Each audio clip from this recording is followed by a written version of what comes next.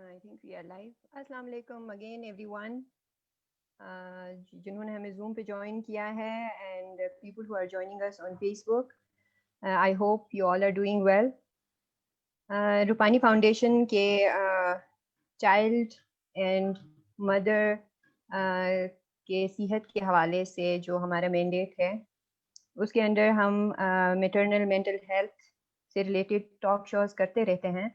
We again have miss Humera Mujeeb with us, जिनके साथ पहले भी हमारे मेंटल हेल्थ पे काफ़ी सेशंस हो चुके हैं. रिसेंटली क्योंकि अक्टूबर का महीना हम मेंटल हेल्थ के महीने के तौर पे मनाते हैं, तो हमारी कुछ वीडियो सीरीज़ आई हैं जिनको आप हमारे रूपानी फाउंडेशन के यूट्यूब चैनल पे एक्सेस कर सकते हैं, और mind your mind Humera Mujeeb का अपना एक पेज है और चैनल भी है. आप उनको देख सकते हैं, उनसे फिर आप कांटेक्ट कर सकते हैं. आज का जो हमारा ये सेशन होगा ये it is about a child's mental health, कि अपने बच्चे को समझना, उसके डिफरेंट बिहेवियर पैटर्न्स को समझना और अकॉर्डिंगली फिर उसको ट्रीट करना. इनमें ज़्यादा टाइम नहीं लूँगी, we are already late. So miss Humera, आप प्लीज़ स्टार्ट कर सकती हैं. अस्सलाम वालेकुम आप सबको जो मुझे इस वक्त देख रहे हैं, सुन रहे हैं. आज का हमारा टॉपिक जो है वो है इन्फेंट मेंटल हेल्थ.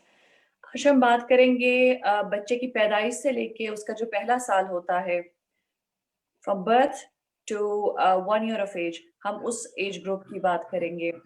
क्योंकि जनरली जो कंसेंसस है रिसर्चर्स का, साइंटिस्ट्स का, वो ये है कि बच्चे के पहले 3 साल बहुत ज़्यादा इम्पोर्टेंट होते हैं. लेकिन आज हम उन 3 सालों को कवर नहीं करेंगे. हम बर्थ से 1 ईयर का जो पीरियड है हम उसके बारे में आज बात करेंगे, जिसमें यूजुअली बच्चा नॉन वर्बल होता है, वो खुद अपने बारे में बोल नहीं सकता, अपने नीड्स को एक्सप्रेस नहीं कर पाता. तो आज जब हम बात करते हैं मेंटल हेल्थ की, तो मैं इसको थोड़ा-सा एक्सप्लेन करना चाहती हूँ शुरू में.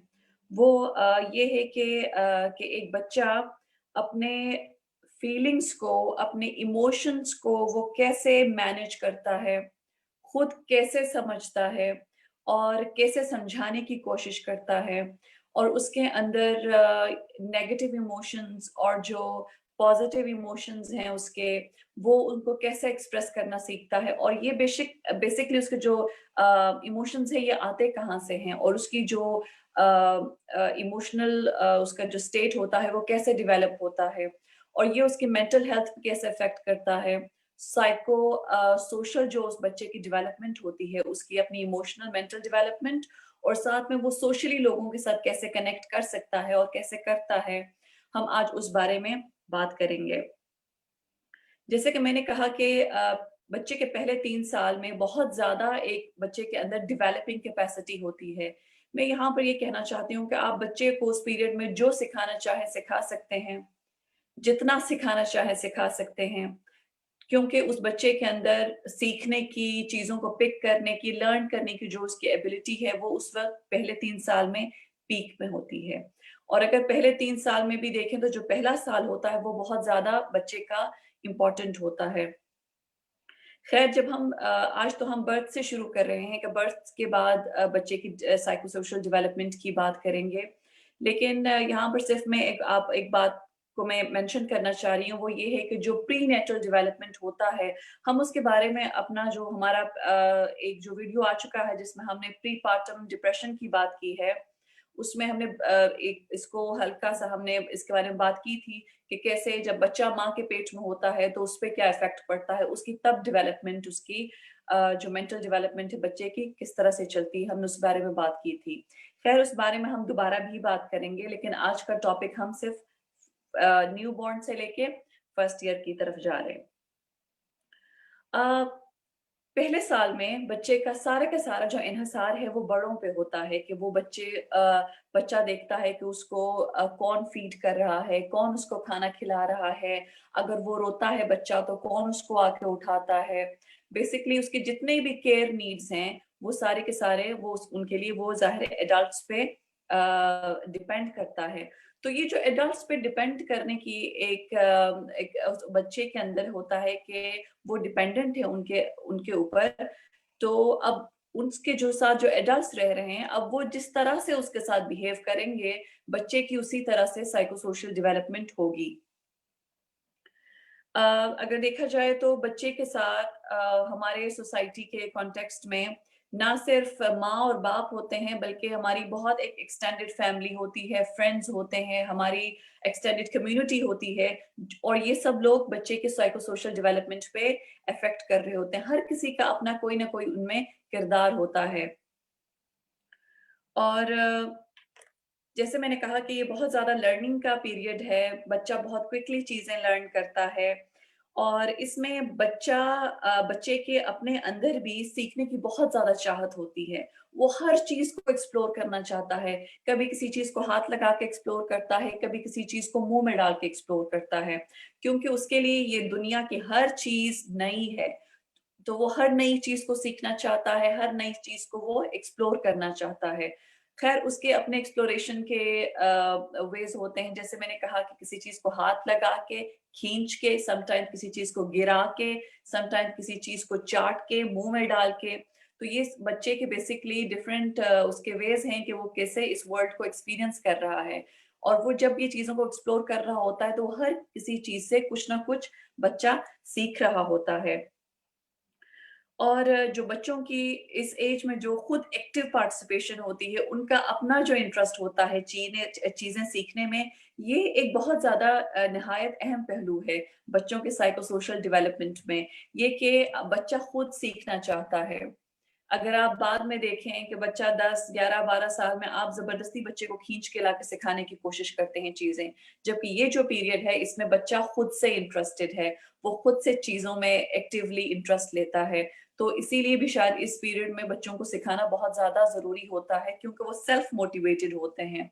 उनके अंदर की जो सीखने की चाहत होती है, वो उनको मोटिवेट करती है कि वो डिफरेंट चीज़ों को एक्सप्लोर कर सकें, डिफरेंट चीज़ों को देख सकें, फ़ील कर सकें, और उससे कुछ ना कुछ उसमें अ, सीख सकें। तो इस जो पीरियड में पेरेंट्स, फैमिली, एक्सटेंडेड फैमिली और जो कम्युनिटी है उसका बहुत अहम किरदार है। अ, और वो इन्हीं के मदद से एक बच्चा सीखता है कि दुनिया कैसा है, दुनिया कैसे काम करता है।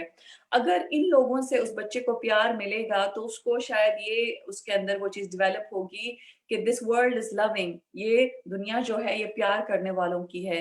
तो वो क्या करेगा? वो प्यार करना सीखेगा। अगर उसके साथ इस एज में सही बिहेवियर लोग नहीं रखते हैं, या उसकी केयर नहीं की जाती, या उसके जो नीड्स हैं उनको प्रॉपर्ली फुलफिल नहीं किया जाता, तो उसके अकॉर्डिंगली फिर वो एक बच्चा अपने दुनिया के बारे में एक आइडिया बना लेता है कि यहाँ पर दुनिया में कोई भी ऐसी चीज़ नहीं है जिसको वो ट्रस्ट कर पाए, कोई भी उसकी केयर नहीं करता। आपने अक्सर औक़ात सुना होगा, ये अक्सर औक़ात बच्चे टीन एज में और इस एज में बच्चा एक्सप्रेस कर रहा होता है कि मेरी कोई वैल्यू नहीं है, मैं किसी को ट्रस्ट नहीं कर सकता क्योंकि कोई ट्रस्ट के काबिल नहीं है। एक्चुअली अभी जो नया रिसर्च है उसके मुताबिक कहा जाता है कि जो पहले साल में जो बच्चे के साथ सलूक होता है, वो उसके साथ पूरी की पूरी लाइफ इफ़ेक्ट करती है। तो अक्सर औक़ात जो टीन एज में बच्चे एक्सप्रेस कर पा रहे होते हैं, तो एक्चुअली वो उनका पहले जो कुछ साल है उसका एक्सपीरियंस होता है। तो इस लिहाज से आप देख सकते हैं कि ये कितना ज़्यादा इम्पोर्टेंट है। बच्चा अगर प्यार करना सीखता है तो वो इसी वक़्त सीखता है। अगर बच्चा एतबार करना सीखता है तो ये टाइम है कि आप बच्चे को, अगर आप उसकी नीड्स को फुलफ़िल करेंगे, उस बच्चे को टाइम पे फ़ीड किया जाएगा, उसकी केयर की जाएगी, अगर बच्चा रो रहा है तो उस बच्चे को उठाया जाएगा, तो वो बच्चा सीखेगा कि हाँ, कोई है जो मेरी केयर करता है। So this world is a trustworthy place, right? लेकिन अगर उस बच्चे को उस वक़्त केयर नहीं मिलता, तो वो फिर उसी के अकॉर्डिंगली वो अपना वर्ल्ड के लिहाज़ से एक आइडिया बना लेता है। और यहाँ पर मैं एक और बात करना चाहूँ कि कुछ अरसे पहले एक रिसर्च बहुत ज़्यादा ट्रेंड में थी। आई डोंट नो ये रिसर्च थी भी या नहीं थी, क्योंकि मैंने अभी तक I never came across anything like this. उसमें कहा जाता था कि अगर बच्चा रो रहा है तो उसको रोने दो, कोई बात नहीं, रो-रो के खुद ठीक हो जाएगा। कुछ लोगों की थ्योरी ये भी थी कि बच्चे के लंग्स स्ट्रॉन्ग होंगे उस चीज़ से। उस पे मैं कमेंट नहीं कर सकती, हो सकता है बच्चे के बहुत ज़्यादा रोने से, उसको अटेंड ना करने से उसके लंग्स बच्चे के स्ट्रॉन्ग हों। लेकिन मैं ये ज़रूर कहूँगी कि उससे उस बच्चे की जो मेंटल हेल्थ है, उसकी जो साइको सोशल डेवलपमेंट है, वो अफ़ेक्ट होती है। और अगर आपको लगता है कि आपका बच्चा ना भूखा है, ना गंदा है, उसका डायपर भी साफ़ है, उसने खाया हुआ भी है, अगर वो तब भी रो रहा है, अगर आपको लगे कि वो सिर्फ़ अटेंशन सीकिंग के लिए रो रहा है, तो आप उस बच्चे को तब भी अटेंड करें। बेशक वो उस बच्चे की आपने सब नीड्स पूरी कर दी हैं, जो आपको लगता है कि बच्चा साफ-सुथरा है, बच्चे ने खाया हुआ है, पेट भरा हुआ है, इसके बावजूद अगर बच्चा रोता है, तो आप फिर भी उसकी बात मानें, उसको सुनें कि वो बच्चा क्यों रो रहा है। उसको उठाएँ, उसको गोद में रखें, उसको गले लगाएँ, क्योंकि यही उसका टाइम है कि वो सीखेगा कि कोई उसकी केयर करता है और वो किसी पे एतबार कर सकता है। और इस तरह से जो एक बच्चा वो होता है, वो एक खुश बच्चा बढ़ने लगता है। बच्चा जब खुशी के साथ उसकी ग्रोथ होती है, तो उसकी जो साइको सोशल डेवलपमेंट है, वो डिफरेंट तरीके से होती है। अगर हम कहते हैं कि अगर इनको रोने दो, बच्चे रोते ही तो हैं। हाँ, बच्चे रोते हैं, लेकिन अगर आपका बच्चा रो रहा है, हो सकता है बच्चा आपसे कोई ऐसी चीज़ माँग रहा हो जो को उसको आप नहीं देना चाहते हैं क्योंकि वो उस बच्चे के लिए अच्छा नहीं है, तो ठीक है, वो बच्चा रोएगा लेकिन उस वक़्त आपकी वहाँ पर उस बच्चे के साथ मौजूद होना आपका बहुत ज़्यादा ज़रूरी है। बेशक अगर आप उस चीज़ को किसी चीज़ से बच्चे को रोक रहे हैं, नहीं दे रहे हैं, तो उस वक़्त भी ब वो बच्चा आपके गोद में होना चाहिए। और उस वक़्त भी अगर बच्चा रो रहा है, बेशक आप उसकी डिमांड्स फुलफ़िल नहीं कर रहे हैं, समटाइम बच्चों की बहुत अनरियलिस्टिक डिमांड्स होती हैं। अगर वो आप चीज़ फुलफ़िल नहीं कर रहे हैं, इट्स ओके लेकिन इवन एट दैट टाइम आपको चाहिए कि आप उस बच्चे के साथ फ़िज़िकल प्रॉक्सिमिटी में रहें, उस बच्चे को हग करें, उसको गोद में रखें। ताकि उससे उसको अंदाज़ा होगा कि कोई ना कोई चीज़ है कि मुझे मेरे पेरेंट्स, मुझे मेरे जो केयर गिवर्स हैं, ख़्याल रखने वाले, मेरी फैमिली, वो मुझसे प्यार से बात कर रही है, मुझे रखा हुआ है, लेकिन फिर भी मुझे ये चीज़ नहीं मिल रहा। तो बच्चा कहीं न कहीं इस चीज़ को सोचने लगता है कि हो सकता है कि वो चीज़ मुझे ना मिले क्योंकि वो मेरे लिए अच्छा नहीं है। और एक और चीज़ ये भी है कि हम समझते हैं कि इतने जो छोटे बच्चे होते हैं, उनको कुछ भी समझ में नहीं आ रहा होता। एक्चुअली हम बच्चों को अक्सर औक़ात अंडर एस्टिमेट करते हैं। ये वो टाइम है जहाँ पर बच्चा हर चीज़ पिक करता है, आपके फेशियल एक्सप्रेशंस को देखता है, राइट? अगर आपने किसी चीज़ से बच्चे को रोका हुआ है और आप देर तक उस बच्चे के साथ गुस्से में रहते हो, तो वो आपका जो गुस्से का एक्सप्रेशन है वो भी देख रहा है। और अगर आप उस पे चीखते हो, बच्चे पे चिल्लाते हो क्योंकि अक्सर औक़ात ऐसा होता है कि बच्चों की डिमांड्स इतनी अनरियलिस्टिक होती हैं कि समटाइम बड़े उन पे चीखते हैं, राइट? उनको चीख के ऊँची आवाज़ में बता देते हैं बताने की कोशिश करते हैं जिससे बच्चा सहम जाता है और जो सहमा हुआ बच्चा होगा उसकी जो साइको सोशल डेवलपमेंट है वो डिफरेंट तरीके से होगी। तो कोशिश करें कि बच्चों को अगर आप कोई चीज़ समझा भी रहे हैं, किसी चीज़ से रोक रहे हैं, तभी वो बच्चा आपके गोद में हो या आपने उस बच्चे का हाथ पकड़ा हुआ हो या आपने उस बच्चे को हग किया हो। कभी भी बच्चे को ऐसा ना लगे कि आपने उसको अपने से डिटैच कर दिया है, अपने से आपने उसको दूर रख दिया है। तो इन चीज़ों का आपको फिर ख़्याल रखना होगा। और मैं यहाँ पर एक और बात करूँगी कि फिर यहाँ पर बच्चे का जो एक इमोशनल डेवलपमेंट है, ये बच्चा अपनी फैमिली से जो उसका बेसिकली जो इनर सर्कल है या अपनी फैमिली से ज़्यादा सीखता है। कल्चर का भी इसमें बहुत ज़्यादा इफ़ेक्ट है कि वो किस तरह के सेटअप में रह रहा है, उसके सोशल स्टैंडिंग्स या उसका जो एक कल्चरल जो उसका लोगों के एटीट्यूड्स हैं और जो रिचुअल्स हैं, वो किस तरह से हैं। अगर देखा जाए तो कुछ कल्चर्स में हम छोटे बच्चों को कहते हैं कि बड़े लोगों का हाथ चूमें, तो वो एक तरह से हम उनके साथ वो एक एफ़िलिएशन सिखा रहे होते हैं। एक पर्सनल जो उनका है, जो एक हम उसको एक इंडिविजुअल हम उनकी रिलेशनशिप्स को डेवलप कर रहे होते हैं। क्योंकि आप हमेशा ये याद रखिएगा कि बेशक आपका जो न्यूबॉर्न बच्चा है, वो पेरेंट्स की एक्सटेंशन है, वो आपका बच्चा है, लेकिन वो एक इंडिविजुअल है। उसको अपने रिश्ते बनाना, उसके लिए इंडिविजुअली रिश्तों को बनाना, लोगों के साथ बात करना, लोगों के साथ समझना, लोगों के साथ इंटरैक्ट करना बहुत ज़्यादा ज़रूरी है। इस पीरियड में क्योंकि बच्चा बहुत ज़्यादा वल्नरेबल होता है, तो पेरेंट्स अक्सर औक़ात कोशिश करते हैं कि उनका बच्चा लोगों के साथ इंटरैक्ट ना करे, बहुत ज़्यादा फ्रेंडली ना हो। जो कि शायद आजकल की सिचुएशन में बच्चों को सेफ रखने के लिए ये भी ज़रूरी है कि हम उन बच्चों का स्ट्रेंजर्स के साथ या दूसरे लोगों के साथ हम उनको ज़्यादा इंटरैक्शन ना कराएँ just to keep them safe. लेकिन आप ये भी देखिएगा कि जिन लोगों पे आप ट्रस्ट करते हैं, कम से कम आप उनके साथ उन बच्चों का एक इंडिविजुअल रिलेशनशिप डेवलप होने दें। अगर आपके किसी बंदे के साथ नहीं बनती, तो ज़रूरी नहीं है कि आपके बच्चे की भी उसके साथ ना बने। हो सकता है कि वो बच्चा उसके साथ बहुत अच्छी बॉन्डिंग बना ले, क्योंकि ये हर किसी की अपनी पर्सनैलिटी होती है, पर्सनैलिटी टाइप्स होते हैं, राइट? तो आप कोशिश करें कि बच्चा इसी उम्र से अपनी चीज़ें कह सके, जिसको जो वो बात करना चाहता है, वो कर सके। अब आप देखें कि क्योंकि न्यूबॉर्न से 1 ईयर की एज में बच्चा अक्सर औक़ात नॉन वर्बल होता है। सिर्फ़ हो सकता है कि वो इस साल के एंड तक कुछ वर्ड्स बोलना शुरू करे। लेकिन वो जो भी बोलता है उसको उस चीज़ में एप्रिसिएशन मिलनी चाहिए। अगर वो किसी से बात कर रहा है, तो वो चीज़ एप्रिशिएट होनी चाहिए। और यहाँ पर एक और चीज़ है, बच्चे उस तरह से नहीं बोल पाते जिस तरह से हम बोलते हैं।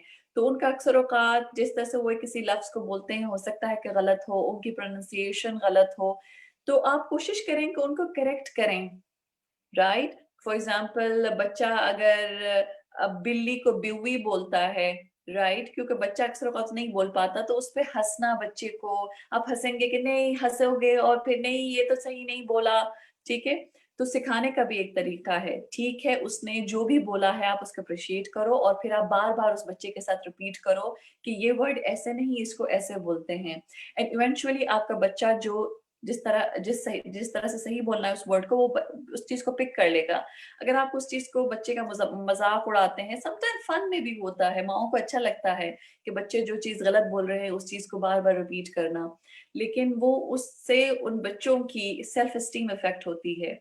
और अक्सर औक़ात हम ये भी कहते हैं कि बच्चा इतना छोटा है, इसको पता नहीं है, इस पॉटी ट्रेन्ड नहीं है और हम कहते हैं इस बच्चे का सेल्फ एस्टीम है। जी, इवन उस टाइम पे भी उस बच्चे का सेल्फ एस्टीम होता है। अगर आप किसी चीज़ को एप्रिशिएट करते हो तो उस बच्चे को अपने बारे में अच्छा लगता है। अगर आप उसको किसी भी उसके कमज़ोरी को हाइलाइट करते हैं, जैसे कि अगर कोई बच्चा कोई वर्ड अभी बोलना शुरू किया है, सही नहीं बोल पा रहा, तो आप हाइलाइट करके बताते हैं सबको, तो वो उस बच्चे को अच्छा नहीं लगता, बच्चा एक्सप्रेस नहीं कर पाता कि उसको अच्छा नहीं लग रहा, बट जैसे कि हम बड़े अगर हमारी कोई गलती निकालेगा, अगर हम उस चीज़ को एप्रिशिएट नहीं करते, तो उस तरह से बच्चे भी उस चीज़ को एप्रिशिएट नहीं करते। डोंट अंडर एस्टिमेट देम, उनमें बहुत ज़्यादा एबिलिटी होती है चीज़ों को एब्ज़ॉर्ब करने की, सीखने की, सोचने की, तो आप उसी लिहाज़ से उनके साथ आप डील कीजिए। और ये भी कहा जाता है कि आप जिस बच्चे से इज़्ज़त से बात करते हैं, राइट? क्योंकि हम एडल्ट्स आपस में एक-दूसरे से इज़्ज़त से बात करते हैं, बच्चे से कौन इज़्ज़त से बात करता है? ये एक जनरल ट्रेंड है।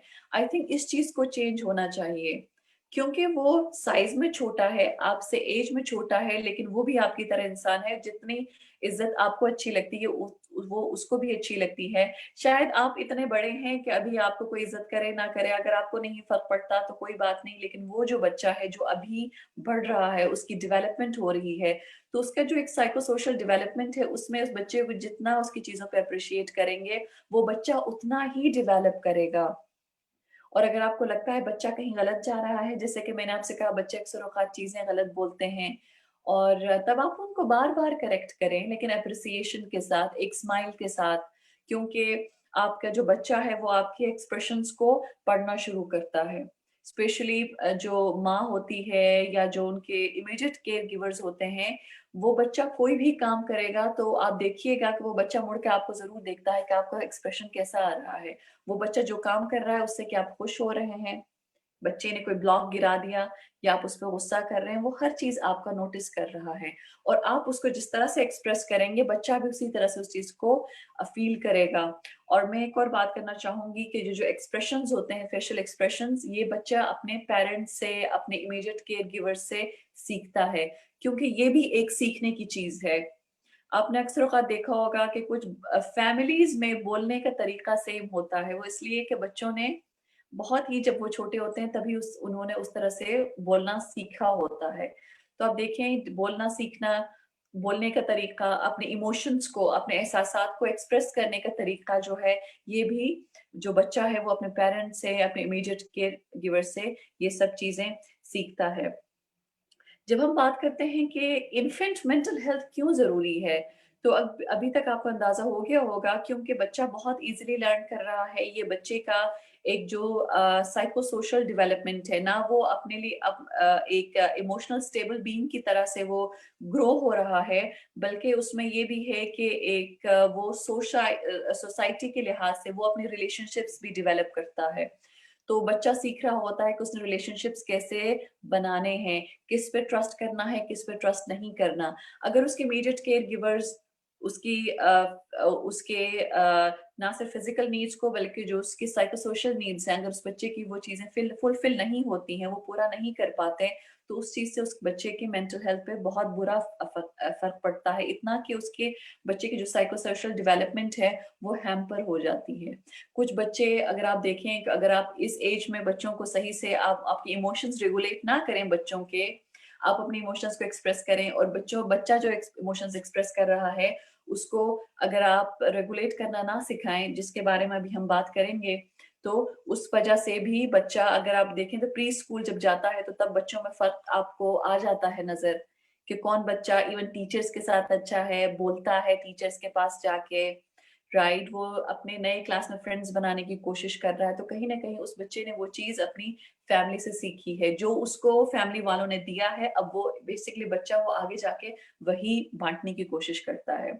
अगर उसके फैमिली वालों ने उसके साथ बहुत अच्छा रिलेशनशिप रखा हुआ है, उसके केयर गिवर्स बहुत ज़्यादा कंसिडरेट हैं, उसके नीड्स को देखते हैं, उसके साइको सोशल नीड्स को देखते हैं, तो वो बच्चा उसी के अकॉर्डिंग ये चीज़ें सीखता है और वो उसी तरह से सोसाइटी का जो भी उसके रिलेशनशिप्स होते हैं सोसाइटी में, वो उसी तरह से उस चीज़ के बच्चे के सामने आती हैं।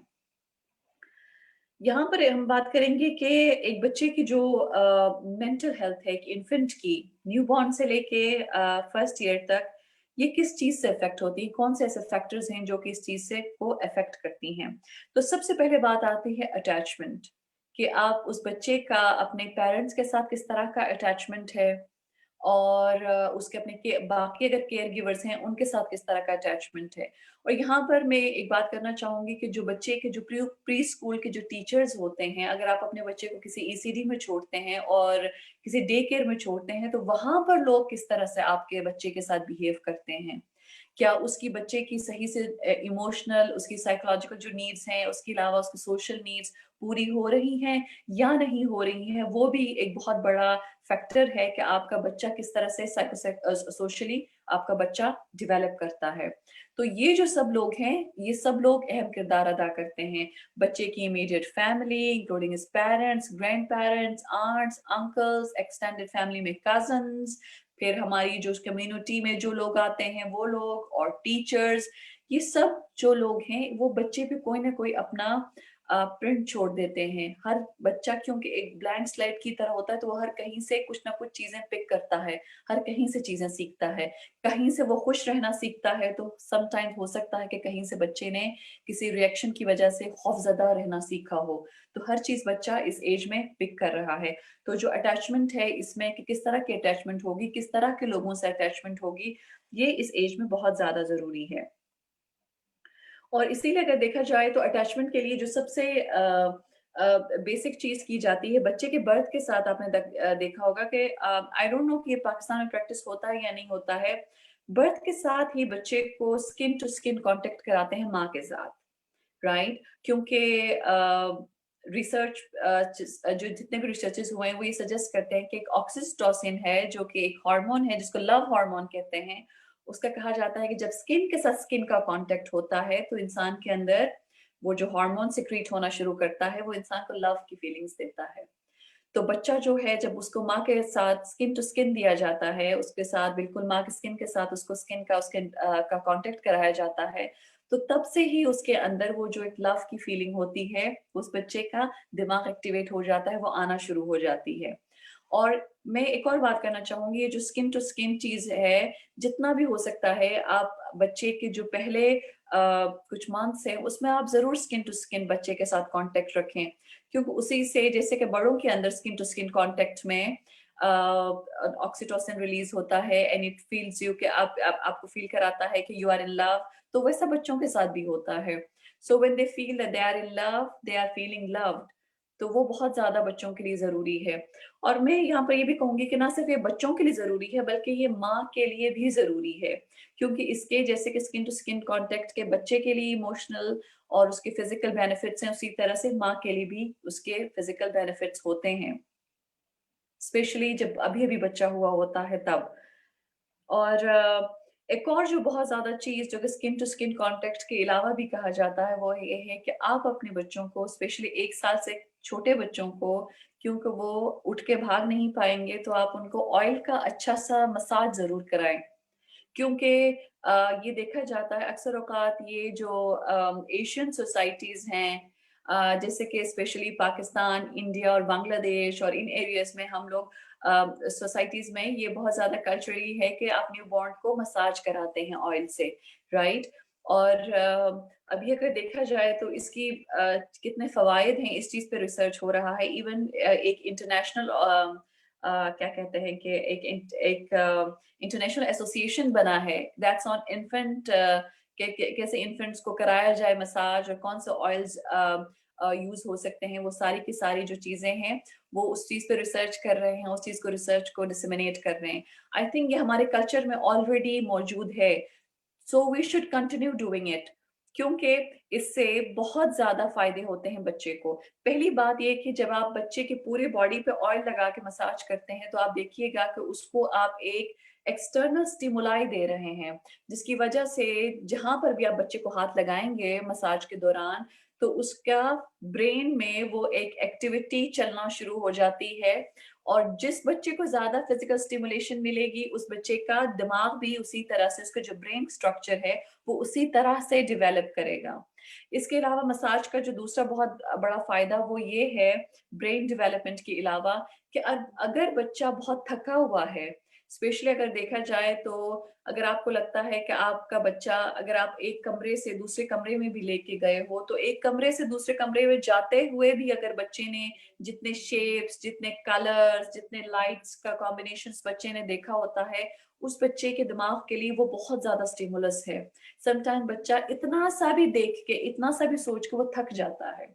तो जब ऐसी थकन होती है, तो वो बच्चे को रिफ्रेश करती है, और अक्सर औक़ात बच्चे हम कहते हैं कि बहुत ज़्यादा थके हुए हैं, इसीलिए रोना शुरू करते हैं और सोते नहीं हैं।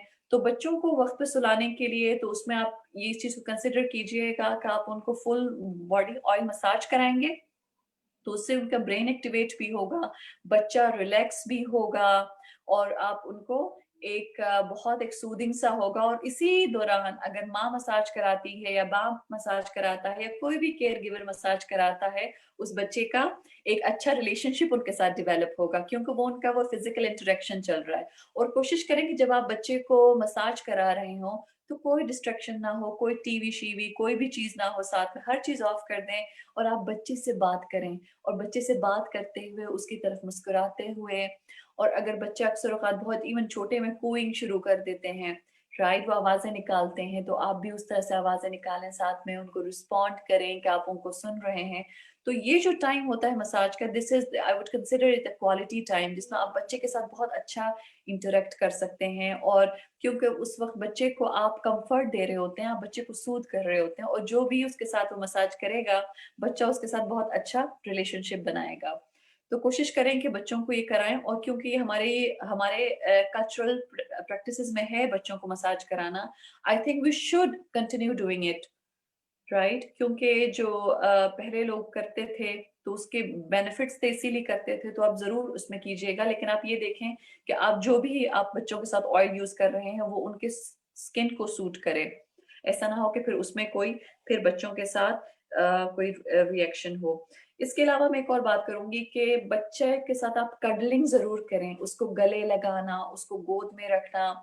एंड आई मस्ट वन्स से वन थिंग कि जब बच्चा एक दफ़ा चलना शुरू करता है, तो वो फिर आपकी गोद में नहीं बैठता। शायद उसके अलावा जो पेरेंट्स और केयर गिवर्स होते हैं, फिर उस चीज़ को बहुत ज़्यादा करते हैं मिस, कि हमारा बच्चा गोद में नहीं बैठता, बिठाने की कोशिश करते हैं, बट बच्चा उठ के भाग जाता है, राइट? तो ये टाइम है आपके लिए कि आप अपने बच्चे के बचपन को एन्जॉय करें। आप जिसको जितना कडल कर सकते हैं, कडल करें। कडलिंग की जो एक आपकी फिज़िकल इंटिमेसी होती है बच्चे की, उसके बहुत ज़्यादा साइको सोशल जो उसकी डेवलपमेंट होती है, उसपे उसके काफ़ी ज़्यादा अच्छे असरात होते हैं। इसके अलावा आप ये भी देखें कि हर बच्चा अपने लिए कोई ना कोई एक्टिविटी चूज़ करता है। कुछ बच्चों को ब्लॉक्स रखना अच्छा लगता है, तो कुछ बच्चों को ब्लॉक्स रख के गिराना अच्छा लगता है, ठीक है? और कुछ बच्चों को अगर बाहर ग्रास में टच करके अच्छा लगता है, तो कुछ बच्चों को और एक्टिविटीज़ में उनका इंटरेस्ट होता है। तो कोशिश कीजिए, ऑब्ज़र्व करें कि आपका बच्चा किस चीज़ को ज़्यादा एन्जॉय करता है। पेरेंट्स की कोशिश ये होनी चाहिए कि आप डिफरेंट चीज़ों का एक्सपोज़र दें। जब आप डिफरेंट चीज़ों का एक्सपोज़र देंगे तो आपको अंदाज़ा हो जाएगा कि आपके बच्चे के किस चीज़ की तरफ ज़्यादा इंटरेस्ट है। फॉर एग्ज़ाम्पल कुछ बच्चे डॉल्स की तरफ ज़्यादा जाते हैं, कुछ बच्चे बॉल्स की तरफ जाते हैं, कुछ बच्चे कार्स की तरफ जाते हैं, राइट? या कुछ बच्चों को वैसे ही शेप्स अच्छी लगती हैं, शेप्स इंस्पायर करती हैं। तो आपके बच्चे को जो इंटरेस्ट है, आप उसके साथ उसके रिलेटेड एक्टिविटी करें, क्योंकि उससे बच्चे को अच्छा लगेगा और आपका बच्चे के साथ अच्छा रिलेशनशिप डेवलप होगा, जिससे बच्चा ट्रस्ट करना सीखेगा। और जितना हो सकता है आपके पास टाइम है, बच्चों से बात करें। क्योंकि अक्सर औक़ात ये जो एक ट्रेंड है, कल्चरल ट्रेंड कहा जाता है कि बस बच्चे का पेट भरा हुआ होना चाहिए, बच्चा साफ होना चाहिए और क्या चाहिए बच्चे को? नहीं, वो तो जिस चीज़ की बात कर रहे हैं, those are just physical needs कि बच्चे का पेट भरा हो और उसका वो बच्चा गंदा ना हो, राइट? लेकिन हाउ अबाउट उसके जो साइको सोशल नीड्स हैं, तो उसके लिए ज़रूरी है कि आप उस बच्चे के साथ बात करें, बात इस तरह से करें कि बच्चे को लगे कि आप उसको समझ रहे हैं और बच्चे को आप ये कन्वे करें कि वो जो भी बोल रहा है, उसका मतलब आपको समझ में आ रहा है, राइट? क्योंकि अक्सर औक़ात बच्चे बहुत ज़्यादा स्नब्ड फ़ील करते हैं, उनको लगता है कि पेरेंट्स ने स्नब कर दिया है, केयर गिवर्स ने स्नब कर दिया है क्योंकि हम जो बोल रहे थे, उसका कोई मतलब ही नहीं था, राइट? तो इस तरह से बच्चे फिर बहुत देर से बोलना शुरू कर देते हैं या उनको फिर बाद में स्पीच के इश्यूज़ होते हैं, अगर आप इस वक़्त बच्चों के साथ नहीं बोलते हैं। तो कोशिश करें जितना आप बच्चों के साथ बोल सकते हैं, आप उन बच्चों के साथ बोलें। जितना आप उनके लिए गा सकते हैं, गाएँ। पोएम्स गाएँ, गाने गाएँ, जो भी आपने गाना है गाएँ। और एक अच्छी बात ये है कि वो आप अगर आपकी आवाज़ बहुत बुरी है मेरी तरह, तो वो बच्चे आपको जज नहीं करेंगे, बच्चा फिर भी एन्जॉय करेगा, बच्चा आपको सुनेगा। राइट? तो ये सारी जो चीज़ें हैं, छोटी-छोटी चीज़ें कि बच्चे के साथ बोलें और जितना आपको वक़्त मिलता है, आप उतना बोलें। बच्चे को cuddle करते वक़्त बोलें, बच्चे को सुलाते वक़्त बोलें। जब भी आपका हो सकता है, जब आपको टाइम मिलता है, तो आप बच्चे के साथ ज़रूर बोला करें, क्योंकि वो बच्चा को चाहता है कि कोई उससे बात करे। अगर आप उससे बात नहीं करेंगे, तो वो बच्चा अपने आप के बारे में एक फ़ील करेगा कि बच्चा अनवांटेड है, कोई उसकी बात नहीं सुन रहा, की बात का कोई मतलब नहीं है क्योंकि उसको बोलना नहीं आता, राइट? अगर आप बच्चे को एप्रिशिएट करते हैं कि हाँ, हाँ, बोलो तुमने ये वर्ड बोला और बोलो, तो बच्चा बोलेगा। अगर बच्चा ने एक वर्ड बोला है, वो गलत बोला है, उसको आप हाइलाइट करते हैं, तो हो सकता है बच्चा ना बोले या बहुत देर से बोले। और जब आप चीज़ें बोलते हैं या आप कोशिश करें कि आप अपने बच्चे के साथ this is specially for parents या ग्रैंड पेरेंट्स जिसके साथ बच्चा अक्सर औक़ात रात को सोता है क्योंकि एक ट्रेंड ये भी है हमारी सोसाइटी में कि अक्सर औक़ात ग्रैंड पेरेंट्स बच्चों को सुलाते हैं। तो जो भी अपने साथ बच्चे को सुला रहा है, they should spend some quality time with them, उनसे बात करें, उनसे ऐसे बात करें जैसे कि बच्चा आपको समझ रहा हो। तो फिर जब बच्चे को अपने बारे में लगता है कि ये मुझे समझ रहा है, तो फिर बच्चा बोलना शुरू करता है। उसका उसके अंदर जो ब्रेन डेवलपमेंट है, फिर उस बच्चे की ब्रेन डेवलपमेंट होती है उस तरह से। ओके। और इसके अलावा be a conversational partner, right? कि जैसे कि हम बड़े 2 आपस में बात करते हैं, मैंने अपनी बात कर दी और फिर मैं रुकूँगी कि सामने का जो बंदा है वो क्या कहेगा। इसी तरह से आप बच्चों के साथ भी करें, अपनी बात करें और थोड़ी देर रुकें कि वो क्या कहते हैं और फिर आप देखिएगा कि अगर बच्चा पूरे वर्ड्स नहीं बोल पाता तो देन इवन देन वो फिर भी आवाज़ें निकालता है। तो वो एक तरह से आपका एक कन्वर्सेशनल पार्टनर बन जाता है और उससे उस बच्चे को बहुत ज़्यादा अपने बारे में अच्छा लग रहा होता है। उसको फ़ील होता है कि हाँ, अब मैं जो आवाज़ें निकाल रहा हूँ इसका कोई मतलब है, इसीलिए आगे से मुझे अटेंशन मिल रहा है, इसीलिए मेरी मदर जो है या मेरे पेरेंट्स या केयर गिवर्स मुझे आगे से रिएक्शन दे रहे हैं कि उनको मेरी बात समझ में आ रही है। और यहाँ पर मैं एक बहुत छोटा-सा टिप दूँगी क्योंकि बच्चे अक्सर औक़ात मुझे जो लोग कॉन्टैक्ट करते हैं वो ये है कि उनका बच्चा बहुत लेट स्पीकर है, बहुत उसने देर से बोल रहा है या उसने बहुत कम वर्ड्स बोलता है। तो ये इसके लिए बहुत ज़्यादा ज़रूरी है कि आप शुरू से ही बच्चे के पहले साल में ही आप बच्चे को अपना कन्वर्सेशनल पार्टनर बनाएँ, राइट? फॉर एग्ज़ाम्पल हम अक्सर औक़ात राइम्स जो होती हैं बच्चों के साथ, पोएम्स जो हम करते हैं, अब आप देखिएगा कि बेशक बच्चा बोल नहीं पा रहा होता, लेकिन बच्चे ने कहीं न कहीं वो राइम जो बच्चा सुन रहा है, उसने वो याद किया होता है। So this is a tip you can use. अगर आप कह रहे हैं कि old MacDonald had a farm, E-I-E-I-O, and on that farm he had a dog. आप एक दफा बोलें और फिर नेक्स्ट टाइम आप वेट करें उस बच्चे के लिए, and on that farm he had a, जब बच्चे को पता चलेगा कि I am waiting for response, तो बच्चा आगे से रिस्पॉन्स करने की कोशिश करता है, and this works like you know it works so well with kids. तो आप उन्हें कन्वर्सेशनल पार्टनर बनाएं, आप बोलें और फिर आप उनके रिस्पॉन्स के लिए रुकें, तब बच्चा बहुत अप्रिशिएटेड फील करता है और उसको बहुत ज़्यादा अच्छा लगता है। और इन चीज़ों का, कन्वर्सेशंस का बच्चों के साथ, और स्पेशली जब आप उनको डिग्रेड नहीं कर रहे होते, उनको आप इंडिविजुअल ट्रीट करते हैं, तो उस बच्चों को बहुत ज़्यादा अच्छा लगता है और उससे उनकी वो ट्रस्ट करना सीखते हैं, आई वुड अगेन रिपीट, और उनकी फिर साइको सोशल डेवलपमेंट भी उसी लिहाज से होती है। और अभी जैसे मैंने आपको बताया कि बच्चों को ऑयल का मसाज कराएँ, कोशिश करें कि मसाज के बाद बच्चों को ज़रूर आप बाथ टाइम दें, क्योंकि शायद वो ऑयल के साथ फिर बच्चा या तो स्लिपरी हो जाता है, सँभाला नहीं जाता, या फिर और भी इश्यूज़ हो सकते हैं स्किन के, तो ज़रूर आप उनको बात करें, बात कराएँ। और फिर मैं ये कहूँगी कि जब बाथ टाइम होता है, उसको भी आप एक एक्टिविटी टाइम बना सकते हैं बच्चों के साथ, बिकॉज़ जो बच्चे होते हैं दे लव प्लेइंग विद वाटर। अक्सर औक़ात इसी एज में बच्चा जो है वो वाटर फ़ोबिया शुरू हो जाता है, या जिसको हम कहते हैं अब्लूटोफ़ोबिया। बच्चे को नहाने से, शॉवर लेने से डर लगने लगता है, फिर बच्चा बहुत ज़्यादा रोता है और इतना रोता है कि वो फिर पेरेंट्स के लिए कंट्रोल करने के काबिल नहीं होता। तो आप कोशिश करें कि इवन जो बाथ टाइम है, इसको भी आप फन टाइम बनाएँ। अगर आप देखें कि बच्चे को बजाय आप डायरेक्ट ले जाएँ बाथरूम में और उसको नहलाना शुरू कर दें, उसको शैम्पू करना शुरू कर दें, तो वो एक उस बच्चे के लिए एक बहुत ज़्यादा एक्सट्रीम स्टिमुलस दे रहे हैं बच्चे को। अक्सर औक़ात बच्चे का जो दिमाग है वो उस चीज़ को प्रोसेस नहीं कर पाता, उसको बच्चे को समझ में नहीं आता, वो सारी चीज़ें, वो जो प्रोसेस है उसको वो जो बच्चा है वो घबरा जाता है उस चीज़ से, इसीलिए बच्चा रोता है।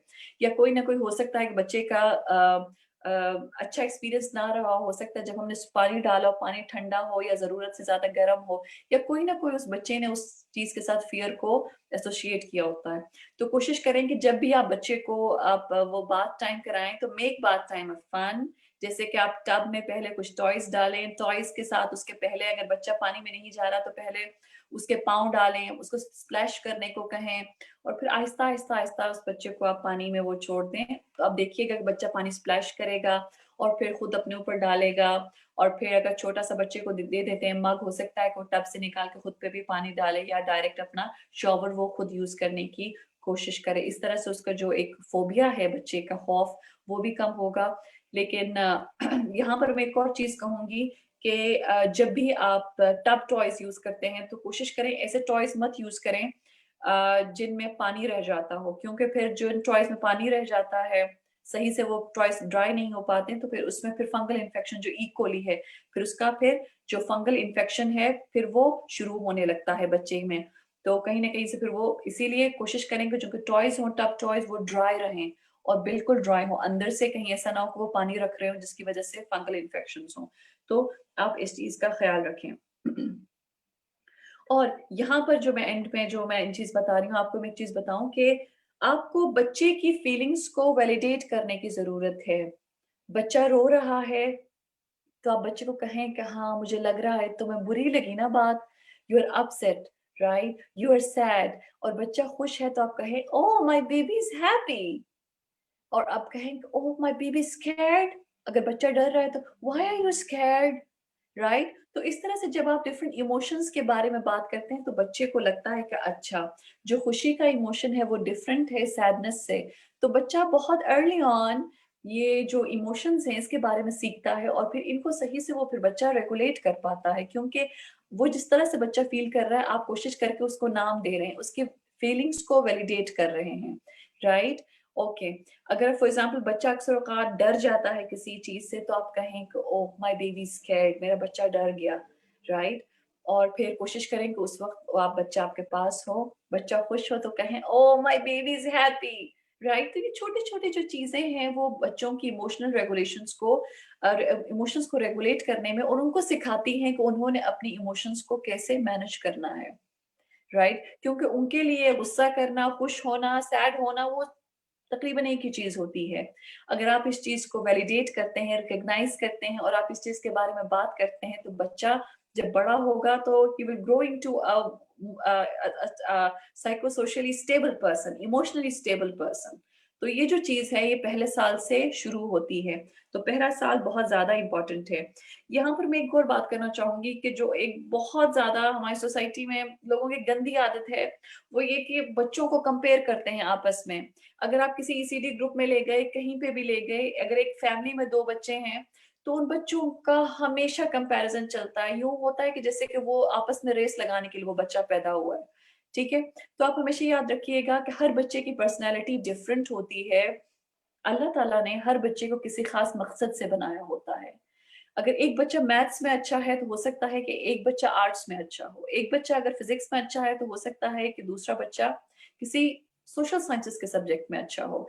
तो इसका मतलब है कि जैसे कि हमारे एप्टीट्यूड्स डिफरेंट हैं, हमारी पर्सनैलिटीज डिफरेंट हैं, और जिस तरह से हम बात करते हैं कि पर्सनैलिटीज डिफरेंट हैं, so there should be no comparison. अब जर्नल जब हम साइको सोशल डेवलपमेंट के लिए साइकोलॉजिस्ट भी या जो डॉक्टर्स हैं, हम लोग माइलस्टोन्स रखते हैं कि ठीक है, इस एज में आइडियली बच्चे को चलना चाहिए।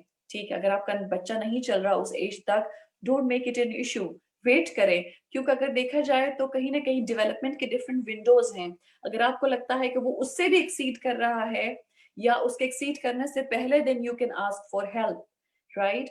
लेकिन ये बच्चों को आपस में कंपेयर करना छोड़ दें, क्योंकि आज तक जितने ट्विन्स पे रिसर्च हुई है ऐसे क्योंकि वर्ल्ड में ज्यादा चीजों को समझने के लिए स्पेशल साइकोलॉजी में ट्विन्स पे रिसर्च की जाती है।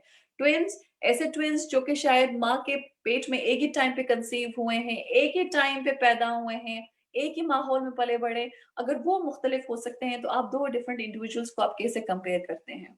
और अक्सर औकात एक बच्चे को दूसरे अपने सिबलिंग्स के साथ कंपेयर किया जाता है, राइट?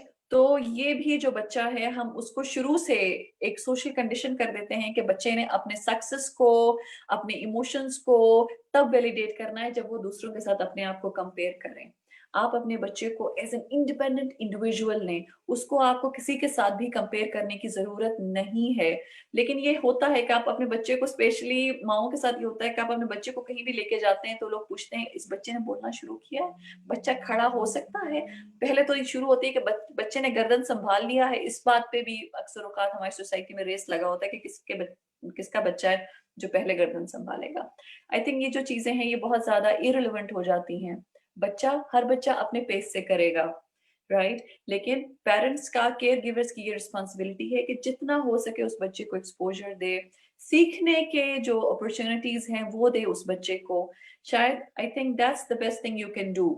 लेकिन वो बच्चा जिस टेम्परामेंट के साथ पैदा हुआ है, जिस एप्टीट्यूड के साथ हुआ है, आई थिंक आप एज अ पेरेंट उसमें कोई भी चीज आप नहीं कर सकते। यहाँ पर मैं एक और चीज कहूंगी कि अक्सर औकात हम क्या करते हैं, बच्चों के टेम्परामेंट को नहीं देखते। अगर आपने देखा होगा कि बच्चों की टेम्परामेंट भी डिफरेंट किस्म की होती है।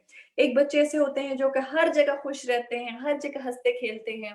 कुछ बच्चे ऐसे होते हैं जिनको किसी भी नए एनवायरनमेंट में एडजस्ट होने में बच्चों को टाइम लगता है, और कुछ बच्चे ऐसे हैं कि आप उनको जितने भी देर उस एनवायरनमेंट में रखोगे, उनको वो बच्चे उस एनवायरनमेंट को अडेप्ट नहीं कर पाते। तो इसका मतलब है बच्चे का डिफरेंट वो टेम्परामेंट्स हैं। तो पेरेंट्स की ये रिस्पॉन्सिबिलिटी है, केयर गिवर्स की ये रिस्पॉन्सिबिलिटी है कि आप उस बच्चे को उसके टेम्परामेंट के लिहाज से आप देखें। क्योंकि अगर उस बच्चे का टेम्परामेंट के अकॉर्डिंगली अगर उसको एनवायरनमेंट नहीं मिलेगा, तो उस बच्चे की साइको सोशल डेवलपमेंट हैम्पर हो जाएगी। जैसे मैंने कहा कि हर बच्चे को अल्लाह ताला ने हर किसी डिफरेंट किसी काम के लिए पैदा किया होता है, राइट? तो हर बच्चे को as an individual, as a different individual, as a unique individual deal करना चाहिए, राइट? अगर आप अपने बारे में भी सोचें, इस वक्त जो पेरेंट्स हैं, क्या आप अपने बहन भाई जैसे हैं? नहीं है, राइट? कि आप उनके जैसे, अगर आपको पूरी लाइफ उनके जैसे बनने के लिए अगर आपको कंपैरिजन में रखा जाता, हो सकता है आपके साथ हुआ हो ऐसे, तो आप देखें कि उसने आपको कैसे अफेक्ट किया है। तो जो एक चीज है वो आप निकाल दें कि आप अपनी बच्चों की जो उनके एक यूनिक टेम्परामेंट है, उनकी यूनिक पर्सनैलिटी है, आप उस चीज को अप्रिशिएट करें, राइट? आप एक बच्चे को उठा के किसी और बच्चे के मोल्ड में डालने की कोशिश मत करें। हम ऐसा करते हैं कि हमारी सोसाइटी का एक सांचा है, हम हर बच्चे को उसी में डाल के उसी तरह से बनाना चाहते हैं। हम चाहते हैं कि बच्चा अच्छे मार्क्स ले, ए ग्रेड ले, ये करे, वो करे। तो ये कहीं न कहीं पेरेंट्स की जो इंटेंशंस हैं वो इवन इस अब से शुरू हो जाती हैं। मैंने देखा है जो पेरेंट्स बहुत ज़्यादा कॉन्शियस होते हैं अपने बच्चों के लिए कि बच्चा लर्न करे, वो फिर एक्स्ट्रा बच्चों पे अ, फोर्स करते हैं बच्चों को, which is not good. Specially पहला जो 1 साल है, पहले जो 3 साल हैं, दे आर नेचुरल एक्सप्लोरर्स, उनको एक्सप्लोर करने दें, उनको अपॉर्च्युनिटीज़ दें कि बच्चा किस तरह से किस चीज़ को एक्सप्लोर कर पाता है। अब मैं यहाँ पर एक एक बात करूँगी कि कौन-सी ऐसी चीज़ें हैं जिस पे आपको थोड़ा अलार्मिंग सिचुएशंस जो हैं वो मैं उनके बारे में बात करूँगी, जिनको मैं कह सकती हूँ कि ये साइन्स हैं कि आपने कब देखना है कि आपका बच्चे की मेंटल हेल्थ अफ़ेक्ट हो रही है। पहली बात ये कि अगर आपका बच्चा चाहता है कि आपके बच्चे को कोई भी ना उठाए, राइट? अगर बच्चा 6-7 महीने का है लेकिन वो चाहता है कि कोई उसको ना उठाए, उसको सिर्फ़ लेटा के रखें, तो इसका मतलब है कहीं न कहीं उसका कोई गलत एक्सपीरियंस हुआ है जिसने भी उसको उठाया है, या कोई और रीज़न भी हो सकती है। इसमें फिर आप उठ के घर वालों को ब्लेम नहीं कर सकते कि शायद तुमने मेरे बच्चे को गलत उठाया था, इस वज़ह से ये हुआ है, राइट? या फिर हो सकता है कि आप जितनी भी कोशिश करें, आप बच्चे को कम्फर्ट नहीं कर पा रहे हैं। वो बच्चा रो रहा है, वो बच्चा बहुत ज़्यादा जिटरी हो गया है, उसमें ये चेंजेज़ आ रहे हैं, बच्चा रो रहा है। अगर देखा जाए तो बच्चा बोल नहीं पाता, लेकिन कहीं न कहीं तब भी वो they keep on communicating, right? कोशिश करते हैं वो कम्युनिकेट करने की, अपनी बात समझाने की। तो अगर आपको लग रहा है कि उसकी स्लीपिंग या उसकी जो ईटिंग हैबिट्स हैं, वो चेंज हो रही है, बच्चा पहले अच्छा खा रहा था, अचानक से बच्चे ने खाना छोड़ दिया है, या बच्चा पहले बहुत अच्छा सोता था और अभी बच्चा सही से नहीं सो पा रहा, उसकी स्लीप इफ़ेक्ट हो रही है।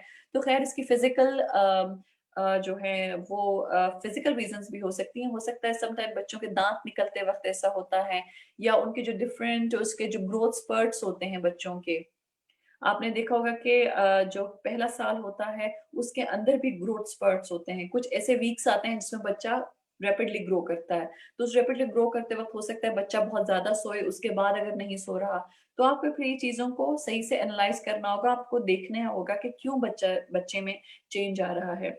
और मैं ये कहूँगी कि जो बच्चे का प्राइमरी केयर गिवर है, हो सकता है उसकी माँ हो, दादी हो, जो भी हो, जो जिसका बच्चे के साथ बहुत ज़्यादा क्लोज़ का कनेक्शन है, वो उस चीज़ को फिर अच्छी तरीके से आइडेंटिफ़ाई कर पाते हैं कि बच्चे में एक्चुअली मसला क्या है। और आप देखेंगे कि आपका बच्चा आपके आँख में आँख डाल के देख रहा है, आई कॉन्टैक्ट कर पा रहा है।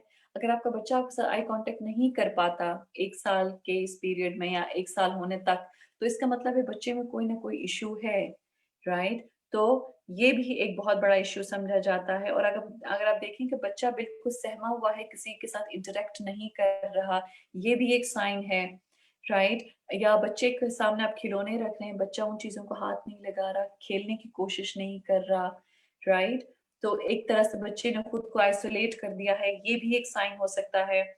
या अगर आप देखें कि अगर बच्चा कुछ वर्ड्स बोल रहा था और अचानक से उस बच्चे ने वो वर्ड्स बोलना शुरू कर दिए हैं। क्योंकि कुछ बच्चों में देखा गया है 9-10 मंथ्स में वो बच्चा कुछ न कुछ वर्ड्स बोलते हैं। सेंसिबल सिलेबल की बात कर रही हूँ, समझ के बोलते हैं। जैसे कि बच्चा हो सकता है बोले स्टार, सन, तो उसको उस चीज़ का समझ में आ रहा होता है कि ये स्टार है, ये सन है। अगर ये सीखने के बाद अगर वो बच्चा वो चीज़ें भूलने की कोशिश करे, या आपको लग रहा है कि एक दफ़ा सीखने के बाद भूल चुका है, तो ये भी एक साइन हो सकता है कि कोई न कोई आपका बच्चा किसी न किसी मेंटल से गुज़र रहा है।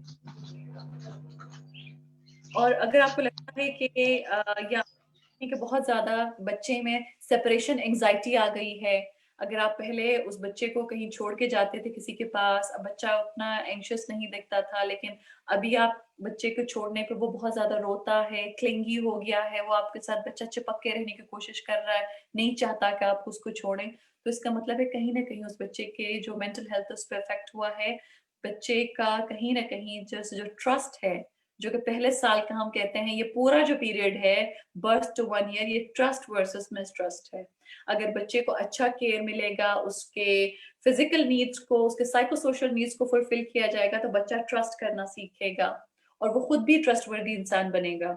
अगर बच्चे को लगेगा कि उसको सही से केयर नहीं दिया गया है, तो वो एक मिसट्रस्ट सीखेगा।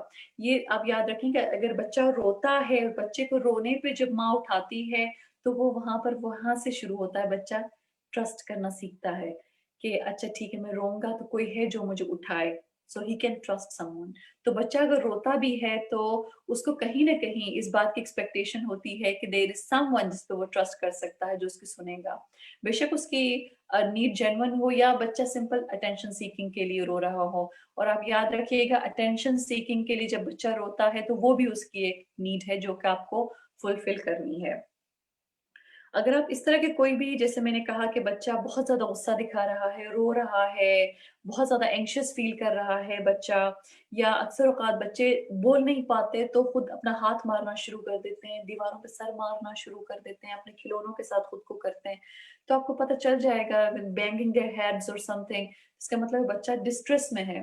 तो इस तरह के डिस्ट्रेस में आप पूछें जिसके साथ उस बच्चे का इंटरेक्शन रखा है कि हुआ क्या है इस बच्चे को। हो सकता है कि माँ 24 घंटे बच्चे के पास ना हो, कोई और केयर गिवर हो सकता है कि वो डे केयर में हो किसी टीचर के पास, राइट? तो सबसे पूछना बहुत ज़्यादा ज़रूरी है। As they say that it takes a village to raise a child. एक बच्चे को बड़ा करना एक इंसान, अकेले इंसान के लिए बहुत मुश्किल होता है। हम सब मिलके बच्चों को बड़ा करते हैं, राइट? As a society. तो आप देखें कि फिर सबकी रिस्पॉन्सिबिलिटी बनती है उन बच्चों को देखना। तो अब ये वार्निंग साइन्स है, अगर आपको लगता है कि ये वार्निंग साइन्स ट्रांजिएंट नहीं है, किसी फिजिकल रीजन की वजह से नहीं है, जैसे कि अक्सर औकात बच्चों के दांत निकलने में ऐसा होता है, तो आप जरूर किसी क्लिनिकल साइकोलॉजिस्ट को, किसी चाइल्ड साइकोलॉजिस्ट को, किसी साइकियाट्रिस्ट के पास अपने बच्चे को लेके जाएं, क्योंकि ये टाइम पीरियड है कि अगर आप यहाँ पर इशू को इग्नोर करते हैं तो ये पूरी की पूरी इनकी लाइफ की जो साइकोसोशल डेवलपमेंट है उसको अफेक्ट करेगी। अगर कोई छोटा-मोटा इश्यू है, अगर आप उस चीज़ को अभी रिज़ॉल्व कर देते हैं, तो फिर उनकी जो बाकी की लाइफ़ रहेगी, दैट विल बी ईज़ी। वो एक healthy, mentally healthy human beings की तरह फिर अपने ज़िंदगी को गुज़ारेंगे। यहाँ पर मैं एक और बात करना चाहूँगी, and I am saying this as my social responsibility. मैं कहीं पे भी जाती हूँ, तो मैं ये बात करती हूँ, जो कि अक्सर औकात पेरेंट्स को हो सकता है ऑफेंड करे, but this is my ethical social responsibility, which is why I am saying keep your kids safe. और आजकल जो बहुत ज़्यादा सोशल मीडिया पे बच्चों को एक्सपोज़ किया जा रहा है, this is not good for them, right? Because others जैसे कि पीडोफाइल्स होते हैं, डिफरेंट लोग हो सकते हैं। आप हमेशा ये सोचें कि जिस तरह से आप अपने बच्चे को देखते हैं, ज़रूरी नहीं कि हर कोई आपके बच्चे को उसी तरह से देखे। कुछ लोगों की नीयत बुरी भी हो सकती है। तो अपने बच्चों को जितना हो सकता है सेफ रखें, राइट? और अपने बच्चों की जो पर्सनल पिक्चर्स हैं और ऐसी चीज़ें सोशल मीडिया पे शेयर करने से आप गुरेज़ करें। और अगर आपने कोई ऐसा कोई पिक्चर शेयर भी किया है, तो आप कोशिश करें कि वो आपकी अपनी इमीडिएट फैमिली हो या ऐसे लोग हों जिनको आप ट्रस्ट करते हों। Because this world is not a safe place for kids. और आप something like displaying your kids on social media, it can land you in trouble. इंशाल्लाह इंशाल्लाह ऐसा नहीं होगा, लेकिन फिर भी ट्राई अवॉइडिंग दोज़ थिंग्स। और जब आपका बच्चा छोटा हो तब से ही आप उसको डिफरेंट स्टोरीज़ के थ्रू, जैसे कि रेड राइडिंग हुड की स्टोरी है, छोटी-छोटी स्टोरीज़ पढ़ के बताएँ कि लोग, they can be people outside like the wolf in the Red Riding Hood story, जो कि बच्चों को हार्म कर सकते हैं। बच्चों को बताना बहुत ज़्यादा ज़रूरी है। ट्रस्ट करना अच्छी बात है, लेकिन सबको ट्रस्ट नहीं किया जा सकता। तो ये अर्ली ऑन आप आहिस्ता-आहिस्ता जो आप उनकी बेड टाइम स्टोरीज़ सुनाते हैं, उन चीज़ों में आप चीज़ें कर सकते हैं। Keep your kids safe and I would suggest keep them away from social media. When they will turn 18, I think then they should come on social media, क्योंकि मैं देखती हूँ बहुत सारे छोटे बच्चे होते हैं, अ 7 साल के, 8 साल के, उनके सोशल मीडिया के अकाउंट्स होते हैं। ऑफ कोर्स उन्होंने अपनी एज गलत मेंशन की होती है। एंड मैं as a mental health practitioner मैं आप लोगों से ये रिक्वेस्ट करती हूँ कि और मैं आपको बताऊँगी कि इसके सही जो वो हैं वो नहीं हो सकते हैं। People can prey on your kids. तो अपने बच्चों को आप प्लीज़ सोशल मीडिया से दूर रखें। It's for adults, right? जो कि अपने डिसीजंस खुद ले सकते हैं, जो चीज़ों को समझ सकते हैं। बच्चा चीज़ों को नहीं समझ सकता। और फिर इसी चीज़ों का, फिर जिन लोगों की नीयत गलत होगी, वो फिर उस चीज़ का फ़ायदा उठाएँगे। So please pay attention to your kids, keep your kids safe, and give a lot of cuddling, and hugging to your infants and जितना physical intimacy हो सकता है आप करें, क्योंकि बाद में आप इस चीज को मिस करेंगे। जी सीमा। Thank you so much, Humaira. I must say, बहुत अच्छा discussion रहा. The content you presented is very relevant in context of Gilgit-Baltistan and Pakistan and whoever was with us. हमारे साथ नईम ज़फ़र साहब ने हमें join किया है on Zoom, and I would request him कि वो इस topic पे, इस discussion पे अगर अपना कोई कमेंट शेयर करना चाहते हैं तो it would be of great value for us. बहुत शुक्रिया Seema, and it's an very pertinent discussion by Humaira. उन्होंने बहुत क्लियरली और बहुत तफसील से माँ बाप के जो बच्चों के रोल के हवाले से बात की है और उसके लिए वो काबिल सताइश हैं।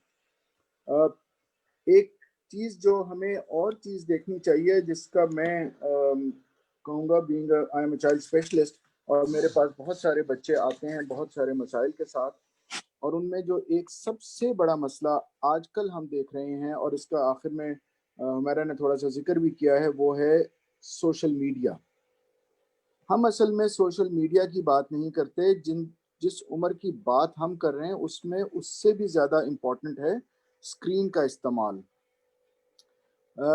एक तो पहली बात यह है कि दुनिया की कोई भी बच्चों के डॉक्टरों की तंजीम या बच्चों का कोई भी डॉक्टर 18 महीने से पहले बच्चे को स्क्रीन दिखाना हरगिज तजवीज़ नहीं करता,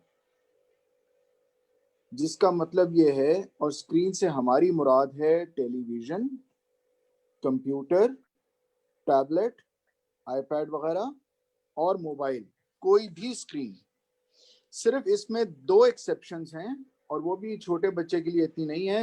एक एक्सेप्शन आप समझ लें कि अगर बच्चे का कोई रिश्तेदार शहर से बाहर, मुल्क से बाहर है और वो उससे बात करा रहे हैं छोटे बच्चे को, तो वो उसकी इजाज़त है एक ख़ास हद तक। दूसरी जो इजाज़त है वो बच्चे की पढ़ाई के लिए है, लेकिन याद रखिएगा कि 18 महीने तक के बच्चे की कोई पढ़ाई होती नहीं है, सिवाय इसके कि जो अभी हमारा ने बताए हैं चीज़ें। इस तरह ये असल में बच्चा सीख रहा है अपनी साइकोमोटर स्किल्स, और वो साइकोमोटर स्किल्स सीखने के लिए उसको अपनी तमाम 5 हिस्सें इस्तेमाल करनी हैं। उसने अपनी देखने की हिस्से इस्तेमाल करनी है, सुनने की हिस्से इस्तेमाल करनी है, अपने लम्स हाथ लगाने की हिस्से इस्तेमाल करनी है चीज़ें समझने के लिए, फिर उसने अपने सूंघने की हिस्से इस्तेमाल करनी है, बोलने की हिस्से इस्तेमाल करनी है। सो बहुत अच्छी इन्होंने बात की कि बच्चे के साथ आप बातें पैदाइश के फौरन बाद से शुरू करें, और उसको सिर्फ बोलना नहीं है आपने, उसकी बातें सुने भी। तो स्क्रीन में ये सारी चीज़ें ख़त्म हो जाती हैं। तो स्क्रीन का इस्तेमाल हरगिज़ नहीं। हम ये देखते हैं कि माँ बाप बच्चों को खाना खिलाते हुए मोबाइल दिखा रहे हैं। मैं क्लिनिक में मरीज देख रहा होता हूँ तो वो डिस्ट्रैक्ट करने के लिए उसे मोबाइल दिखा रहे होते हैं। वो अपने मोबाइल का, क्योंकि उनका हर वक्त इस्तेमाल रहता है, वो इसलिए बच्चे को मोबाइल दिखा रहे होते हैं। ये बच्चे के लिए हरगिज हरगिज फायदेमंद नहीं है। बल्कि हम तो ये कहते हैं कि जब बच्चों के साथ बातचीत कर रहे हो तो आप खुद भी स्क्रीन का इस्तेमाल मत करें। ये आपके बच्चे के लिए एक गलत आदत डाल रहा है। एक और जो मैं बात इसी हवाले से करता हूँ, आदत डालने के हवाले से, कि छोटे बच्चों को जब हम खाना सिखाते हैं, 6 माह के बाद, हम 6 महीने तक तो माँ का दूध पिला रहे हैं, 6 माह के बाद जब हमने उसे खाना खिलाना सिखाना है, तो उसे सिखाना है हमने, खिलाना नहीं है। मकसद सिखाना है, जिसका मतलब ये हुआ कि जबरदस्ती पकड़ के मुंह में ठूसना नहीं है, उसके पीछे पीछे भागना नहीं है, उसको स्क्रीन के बहलावे या किसी और चीज के बहलावे नहीं देने हैं। बहुत जरूरी है कि वो बच्चा सही सीखे, उसे भूख लगे, वो खाना मांगे, उसको दिन में 2, 3, 4 टाइम जिस वक्त भी हम खाना देते हैं उससे पहले थोड़ी देर उसको भूखा रखा जाए, और फिर जितना बच्चा खाना खाए उतना खिला के छोड़ दिया जाए। तो इसी तरह बच्चे को जब हम, ये बहुत ज़रूरी है कि हम उसकी उम्र के हिसाब से उसको ट्रीट करें। बड़े बच्चों में स्क्रीन टाइम हम इजाजत देते हैं 1 घंटा खेलने के लिए, लेकिन उसके लिए भी बहुत जरूरी है कि जो कंटेंट है वो आप उसके साथ देखें, उसके साथ बात करें और उसको अपने साथ मुतवज्जो रखें, और जो वो स्क्रीन पे देख रहा है वो आप उसके साथ जब डिस्कस करेंगे तो वो एक इंटरेक्शन टाइम होगा। इवन जो हमारे बड़े बच्चे हैं 8, 10, 12 साल के बच्चे, उनके लिए भी अमेरिकन एकेडमी ऑफ पीडियाट्रिक्स ये रिकमेंड करती है कि हमें उनको 3 हिस्सों में बांटना है, उनकी स्क्रीन एक्टिविटी, उनकी फिजिकल एक्टिविटी और उनकी घर की इंटरेक्शन, और इन तीनों में बैलेंस होना बहुत जरूरी है। सो अगर बच्चा स्क्रीन भी देख रहा है तो वो भागने दौड़ने में भी टाइम गुजारे और वो माँ बाप के साथ बातचीत करने में भी टाइम गुजारे। बहुत सारी इस तरह की एप्स मौजूद हैं, सर्च इंजन मौजूद हैं जो बच्चों के लिए सेफ हैं। मोबीसिप उनमें से एक है, वो आप डाउनलोड कर लें और बच्चे को उस पे से वो ढूंढेगा तो उसको कोई ऐसा गलत जगह नहीं मिलेगी। और मेरे बेटे ने जब 8 साल की उम्र में फेसबुक पे अपना अकाउंट बनाया था तो मैंने उसको डांटा नहीं था, मैंने उसको मारा नहीं था, मैंने उसको सिर्फ ये समझाया था, बेटा आपने जब फेसबुक का अकाउंट बताया तो अपनी उम्र कितनी बताई थी? उसने कहा जी मैंने अपनी उम्र 15 साल बताई थी। मैंने कहा बेटा अब ये आपका अकाउंट जब चलेगा तो उस पर आपकी उम्र लिखी होगी 15 साल, और आप जितने भी बड़े हो जाएंगे आपको इस झूठ के साथ चलना पड़ेगा। क्या आप चाहेंगे कि आपकी सारी उम्र झूठ के साथ चले? फिर मैंने उसे ज़ाहिर है फेसबुक के जो 13 साल से कम उम्र के नुकसानात भी बताए और ये बताया कि फेसबुक 13 साल से कम उम्र पे इजाज़त नहीं देती। आप यकीन मानिए मुझे इंतहाई खुशी है उस बच्चे की कि उसने उस दिन के बाद से वो अकाउंट इस्तेमाल ही नहीं किया, डॉर्मेंट पड़ा रहा। जिस दिन उसकी 13 साल उम्र हुई फिर उसने मुझसे इजाज़त लेके और खुद अपना अकाउंट बनाया, उसको खुद ऑपरेट किया। सो आप बच्चों को अपना दुश्मन मत बनाएं, लड़ें झगड़े नहीं, इस तरह फिर वो छुप के काम करेंगे। आप कॉन्फिडेंस में लें, उनसे बात करें। बहुत सारे ऐप्स हैं जिनसे आप उनको वॉच कर सकते हैं, लेकिन उनको बता के, उनको पता हो कि आप उनकी एक्टिविटीज देख रहे हैं। और ये इसके लिए खुद जरूरी है कि आपको भी थोड़ा बहुत कंप्यूटर आना चाहिए। अनफॉर्चुनेटली हमारी जो जनरेशन है वो कंप्यूटर से नाबल्द थी अपने बचपन में। इवन जो हमारे 30-40 साल के उम्र के लोग हैं जो आज के माँ बाप हैं वो भी कंप्यूटर उन्होंने सीखे हैं बड़े होके। ये बच्चे पैदाइशी कंप्यूटर जानते हैं। सो नतीजतन you can never out smart them. So make them your partners, उनको अपने साथ मिलके समझाएं। वो भी उन्हें पता हो कि आप उनको उनकी अच्छाई के लिए समझा रहे हैं तो डेफिनेटली ये उनके लिए भी फायदेमंद होगा और आपका और उनका कॉन्फिडेंस भी बढ़ेगा। बहुत शुक्रिया सीमा। बहुत शुक्रिया डॉक्टर साहब।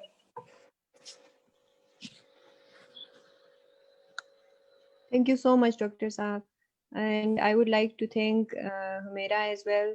आप दोनों ने बहुत important बातें शेयर की। I'm sure जो लोग अभी जिन्होंने हमें Facebook पे ज्वाइन किया है और बाद में भी जो इस वीडियो को देखेंगे, ये बहुत फ़ायदेमंद एक डिस्कशन था। And thank you so much. For the audience, ये जो वीडियो है ये फेसबुक पे है और mind your mind Humaira Mujeeb साहिबा का जो फेसबुक पेज है वहाँ पे भी हम ये पोस्ट करेंगे। और रेफरेंस के लिए अगर आप उनसे कोई कांटेक्ट करना चाहते हैं, कोई सवालों के आपको जवाब चाहिए, तो मैं वो डिस्क्रिप्शन में उनका लिंक शेयर कर दूंगी, यूट्यूब का भी और फेसबुक का भी, तो वहाँ फिर आप उनके साथ कनेक्ट कर सकते हैं। सीमा अगर आप इजाज़त दें तो हम ये पहचान पे भी इसको फेसबुक का लिंक आपका शेयर कर लेंगे। Yeah, sure, Dr. Saab. I'll share the Facebook link with you. Thank you. And yeah. यहाँ पर मैं एक बात कि अक्सर औक़ात जो मेंटल हेल्थ रिलेटेड क्वेश्चंस होते हैं वो कॉन्फिडेंशियल रखना चाहते हैं लोग। तो उसके लिए फेसबुक पेज पे वो मुझे जो मेरा माइंड जो माइंड विद हुमैरा मुजीब है उस पे वो फिर मुझे अपने कॉन्फिडेंशियल मैसेजेस या उनका जो भी सवाल उस चीज़ पे कर सकते हैं। लेकिन जो मेरा यूट्यूब का चैनल है उसमें भी कमेंट्स का ऑप्शन है, वहाँ पर भी वो सवाल पूछ सकते हैं। लेकिन अगर उनको लगता है कीप देयर क्वेश्चन कॉन्फिडेंशियल और तो फिर मुझे उसमें का जो मेरा पेज है दैट्स द ऑप्शन। और जो मेरा अपना पर्सनल अकाउंट है वो फिर मैं अपने काम के लिए यूज नहीं करती, क्योंकि अक्सर औक़ात जैसे लास्ट टाइम हमारे वेबिनार के बाद हुआ था कि सारे के सारे 1500-1600 जो क्वेश्चंस थे वो मेरे डायरेक्ट मेरे अपने उसमें आ गए थे। जिनको शायद मैं आंसर पाई, क्योंकि वो मेरा अपना पर्सनल अकाउंट है। सो ये जो माइंड योर माइंड विद मेरा मुजीब है, यहाँ पर फिर मैं आपके क्वेश्चंस लूंगी, या फिर आप अगर आपका ओपन क्वेश्चन है तो आप उसको यूट्यूब चैनल पे भी छोड़ सकते हैं कमेंट्स में। अच्छा, तो थैंक यू सो मच। इंशाल्लाह आगे भी हमारे ये जो सीरीज का हाँ। हम आपको इनवाइट करेंगे, आप हिस्सा बन सकते हैं। तो थैंक यू सो मच। अल्लाह हाफिज। हाँ, फिर अल्लाह हाफिज।